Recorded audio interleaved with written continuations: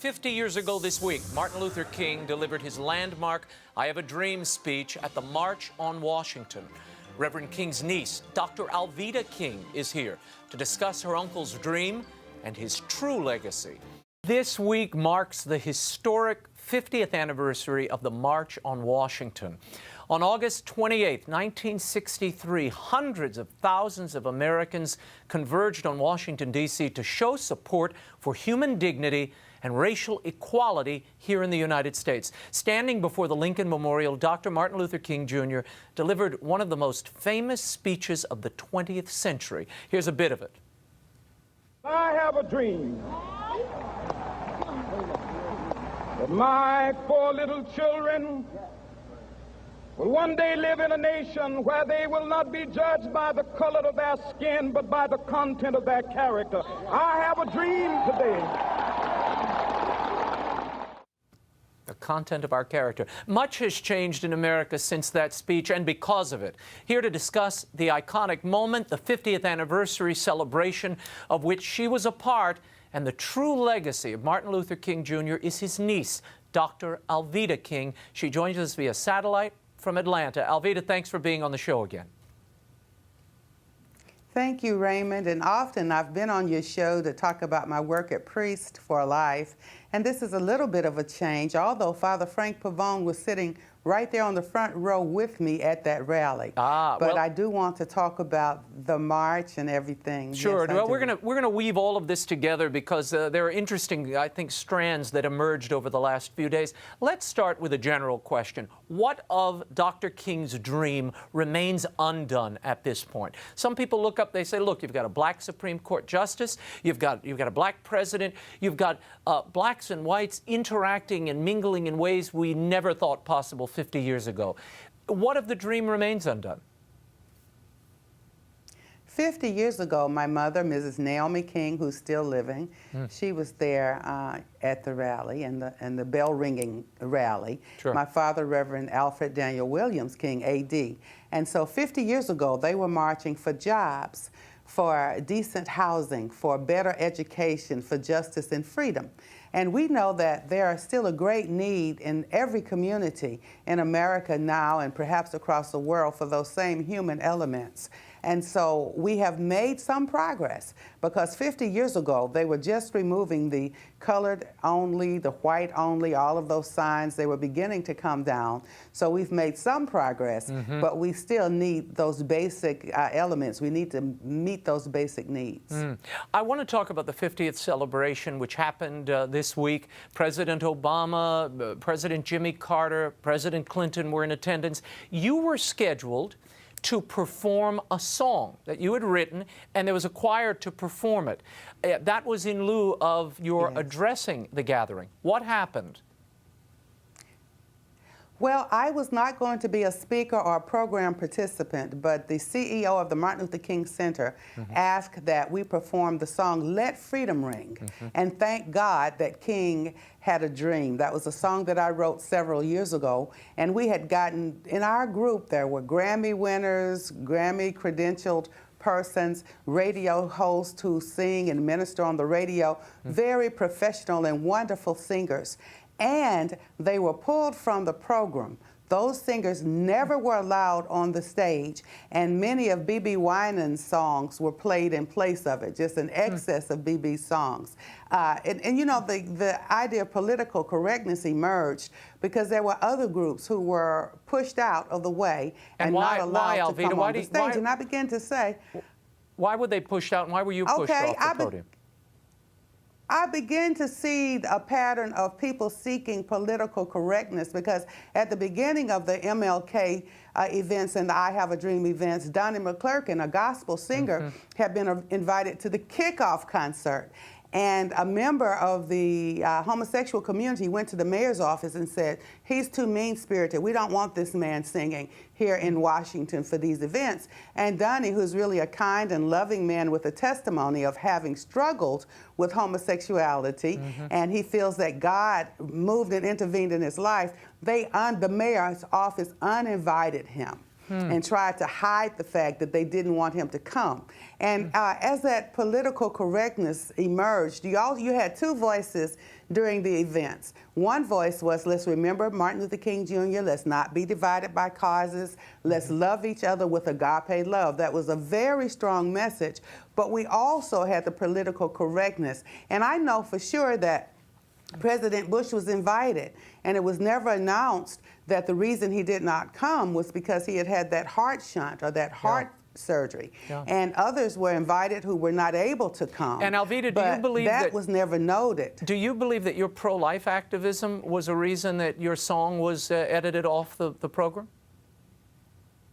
I'm very sure that there was concern about those who wanted to be politically correct, and they did not want anything associated with my name appearing on that program. I'm very sure of that. Even though you were invited by Bernice King. I was very disturbed by that. I was invited. I'm a member of the King family, and I was invited to have that song performed because it was the title song, an original remix that was going to be played. Let freedom ring, let freedom ring. And thank God that King had a dream. Nothing political in the message, nothing like that. And it was actually, they never allowed the singers on the platform. I want to talk for a moment about Tim Scott. Now, this is the only black senator in the United States Congress. He's from South Carolina. He wasn't invited. Do you think that's also part of this political correctness?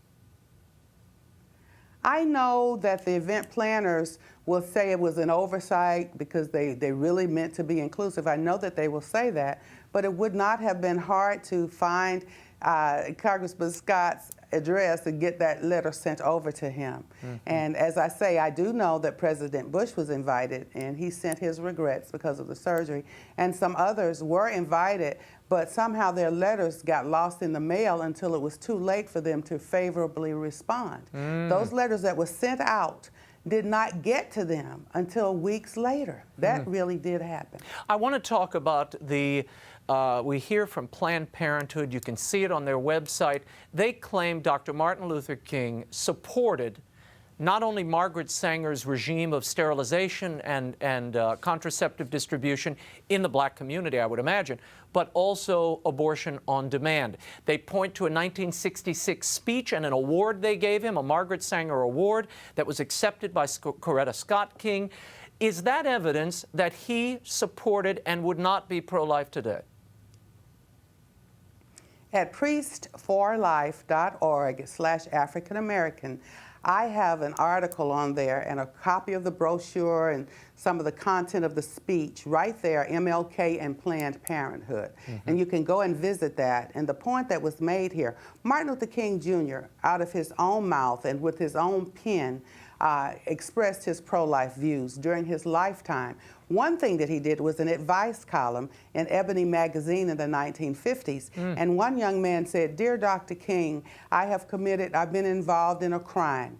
My girlfriend got pregnant," and I would like to ask the gentleman how she got pregnant if he wasn't there at the time. But anyway, my girlfriend got pregnant and I refused to marry her, and a crime was committed. In other words, the young lady had had an abortion, and he went on to say, "I'm so sorry, I've prayed about this." And my uncle's response was, "Now that you've repented, we can move on with healing." And so Martin Luther King Jr. agreed that that was something that needed to be repented for. In Letter from a Birmingham Jail, he said, "Don't be like the Romans who committed infanticide." He went on to say, "Injustice anywhere is a threat to justice everywhere." He was pro-life. My grandfather, Martin Luther King Sr., was pro-life. My daddy, A.D. King. Now, what you find, Mrs. Barbara Bush, Mrs. Laura Bush, pro-choice, and supported that part of the women's movement, the reproductive movement, Coretta Scott King. My aunt did as well, but their husbands were pro-life. And so that is what happened. Martin Luther King Jr., abortion was illegal in 1966 anyway. That's right. But he was pro-life until he left the planet. I want to play a clip for you. This is the Reverend Al Sharpton at part of these commemoration services, and he was speaking about the time that we're in now. And I want you to listen to this, I want the viewers to listen to it, because it really is about what does the dream mean today? Dr. King's dream, not anybody's dream. Listen. All America that only worked for white males have passed away. All America that only worked for English speaking have passed away. All America that tell you who to sleep with but don't put food in the kitchen has passed away. All things have passed away. We see a new America. We see an America of equality, of justice, of fairness. We march because we're going to bring a new America, one nation. It's time to march for a new America. It's time to organize for a new America. It's time to register and vote for a new America. Dr. Alveda King, does that reflect your uncle's vision, the dream that he laid out for us back in the 60s? Not only with Al Sharpton, but many of the speakers, politically correct, but we have to listen to what they were saying. One nation, never one nation under God, simply one nation. Old things have passed away, never saying that the new things should include the principles that Martin Luther King Jr. stood for. Martin Luther King Jr. was a man of prayer, a man of the Bible. He knew that as a human being, he committed sins. He was a sinful person that needed Jesus in his life. And he was always praying prayers, please forgive me, please help me to live according to your will. You never heard any of that message from any of the speakers. And so if we're really listening, the attempt to take God out of this nation, that politically correct jargon was all the way through Reverend Sharpton's message and many others. And so I'm very concerned about that if we were really listening, we would see that the attempt was to remove God and let government and human energy run the nation, and that's not going to work. That's not what Martin Luther King Jr. did. And so it's very important that we try to remember that and to get back to the basics of what Martin Luther King Jr. stood for. You know, Dr. King, and we only have 3 more minutes, my friend Father Richard John Newhouse, who marched with Dr. King and was a confidant of his, was very close to Ralph Abernathy, who wrote the book And the Walls Came Tumbling Down. In that book and in other accounts, Abernathy says that this movement was really about restoring human dignity. It was about human dignity and the way that the society at large, and particularly white people, were treating black people at the time. Have we lost sense of that human dignity and respect for life that was really at the center of all those closest to Dr. Martin Luther King? For 50 years, we've walked away from the real message of human dignity. And that's what I'm asking that we come back to. For instance, in the matter of Trayvon Martin, a young man who was killed, his dream died with him and went to the grave. But there was a young man killed more recently, a Caucasian man by 2 African Americans and a Latino person, and there was no outcry. There's no, Al Sharpton is talking about the African-American males, but there's no outcry from Reverend Sharpton or any of his compatriots, or whatever you call them, colleagues or whatever, about all the black young men who are being killed in Chicago. And it should not be about a black-white thing anyway, because we are one blood, one human race. We're not hearing much about that. And so the causes can divide us, but it's the love of Christ that will unite us. And that's the genuine message of Martin Luther King Jr. To love, let agape love bring us together at the common table of brotherhood and sisterhood, I might add. He said that we must learn to live together as brothers, and I add now as sisters, or perish as fools. We didn't hear very much of that type of message. And for 50 years, we've walked away from those principles, from the love of God, from the power of Jesus Christ, which Martin Luther King Jr. relied on. And if we were going to follow anything, it should have been those steps that brought us closer to truth. Dr. Alveda King, it's an important reminder, and I think so many people, this week you barely heard in any of the coverage, this was a Christian pastor, and it was out of that, that devotion to his Lord and to the biblical principles that he lived by, that this entire movement was birthed, and all those around him.